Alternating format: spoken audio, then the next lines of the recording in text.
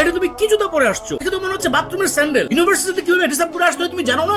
আসলে স্যার এক্সামের জন্য লেট হয়ে যাচ্ছিল, তো তাই আসার সময় পায়ের সামনে যেটা পাইছি ওটা পরে চলে আসছি। আমি আসলে চাই না আমার এক্সামের কোনো ক্ষতি হোক। যেই না আমার ছাত্র, শোনো, তোমার মুখে এসব কথা মানায় না। নাও খাতা দিলাম, প্রশ্ন দিলাম, ওই যে ওই চেয়ারে বসে চুপচাপ পরীক্ষা দিও। যদি কোন রকম নকল করার চেষ্টা করো, উল্টা পাল্টা কোনো কিছু করার চেষ্টা করো, আই উইল পানিশ ইউ।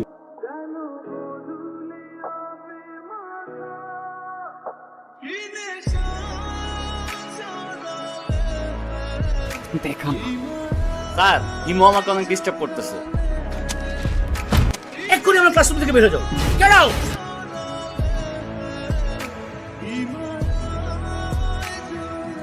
ওই শুভ্র দাঁড়া। কিরে সমস্যা কি? ডাকি শুনুস না ভাব বাড়ছে। আজকে এক্সামের মধ্যে দেখাইতে বললাম, কি করলি তুই? আমরা এক ক্লাসে পড়ি, ডাক দিছি একটু দেখাবি না? বললি উল্টা স্যারে বলে দিলি।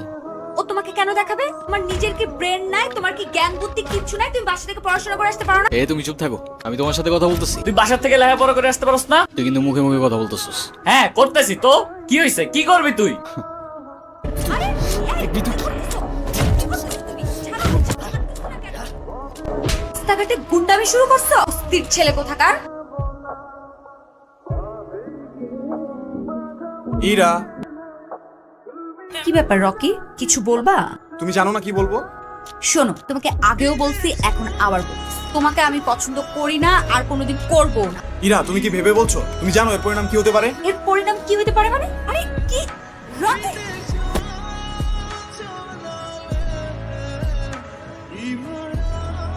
আমি নিজে যতই খারাপ হই না কেন, আমার তো মা নাই, তোর তো আছে। একটা মেয়ের সম্মান কই থাকে তুই জানোস না? এরপর থেকে যদি এরম করার কথা কখনো ভাবস, ভিজিটারে বইলা তোরে কেমনে ক্যাম্পাস থেকে বের করতে আমার খুব ভালো করে জানাস। যা জানা।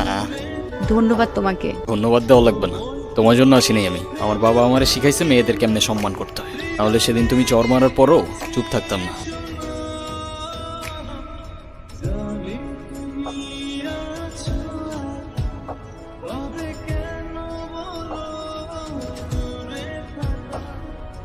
এই হিমু শোনো না। কি হয়েছে? তুমি আমার রাস্তা আটকাচ্ছ কেন? তোমার সাথে আমার কোনো কথা নাই। আচ্ছা তুমি এরকম রেগে যাচ্ছ কেন? সেদিনের ব্যবহারের জন্য আমি এক্সট্রিমলি সরি।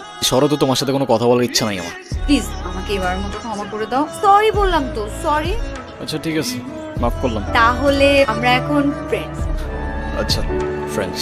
তুমি আজকে আমাকে সারাদিন দিয়ে ঘুরবে, ঠিক আছে? তোমায় নিয়ে ঘুরতে আমার কোনো প্রবলেম নাই, কিন্তু আমার একটা শর্ত আছে। আমরা ঘুরবো ঠিক আছে, কিন্তু সেটা পায়ে হেঁটে, কারণ পায়ে হেঁটে ঘোরার মতো মজা আর অন্য কিছুতে নেই। আচ্ছা আচ্ছা ঠিক আছে, তাই হবে। তুমি যে আমার রহস্য জানো, তোমার শর্তগুলো কেমন প্যাচানো। চলো।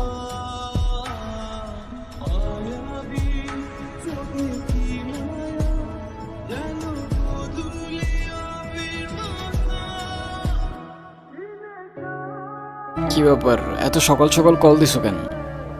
কি? এটা এত সকাল? সকালে কোনোদিন ঘুম থেকে উঠেছেন আপনি? উঠলে বুঝতেন এটা এত সকাল না, সকাল 9টা বাজে। 10টার দিকে আমাদের ক্লাস শুরু হয়ে যায়। আরে আমি কখনো টাইম মতো ক্লাসে গেছি নাকি? সেটাই, সময় মতো ক্লাসে যাননি, কিন্তু এখন থেকে প্রত্যেকটা দিনই সময় মতো ক্লাসে যাবেন, আমি বলেছি তাই।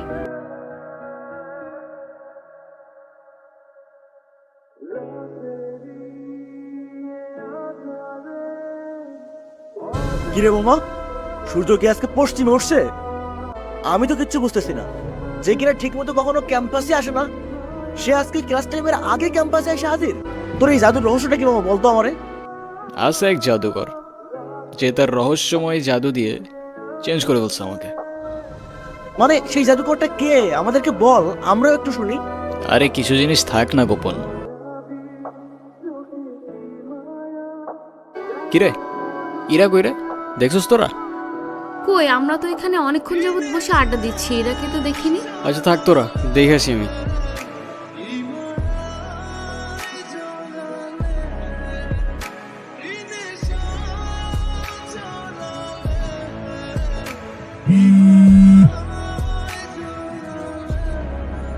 হ্যালো হিমু। আমি এতদিন তোমাকে কতগুলা কল দিছি, কল ধরো নাই কেন? কি হয়েছে তোমার?